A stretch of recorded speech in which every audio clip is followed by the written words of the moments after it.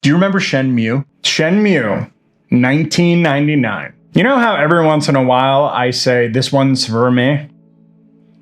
This one's for me. Dreamcast players remember this one. It wasn't just a game, it was a whole experience. Developed by Yu Suzuki and Sega AM2, Shenmue cost nearly $50 million to make. One of the most expensive games ever at the time, and it shows. You play as Ryo Hazuki, a teenager out to avenge his father's murder. The setup sounds simple, but the way the game delivered it was revolutionary. Instead of blasting through levels, you lived in Ryo's world. You walked through Yokosuka, talked to neighbors who had their own schedules, opened drawers in his house, played arcade games of Hang On and Space Harrier, even got a job driving forklifts at the harbor. It introduced the idea of the QuickTime event. I don't know if that's a good thing. Tapping buttons to dodge punches and chase down thugs. A system that later showed up in every action game of the early 2000s. The weather system. It was tied to actual 1986 Yokosuka climate data, meaning rainy days and snow lined up with real history. Even capsule toy machines had hundreds of Sega figures to collect. The game's original scope was so big that Shenmue was supposed to cover the entire saga, but the Dreamcast couldn't handle it. Do not talk bad about the Dreamcast.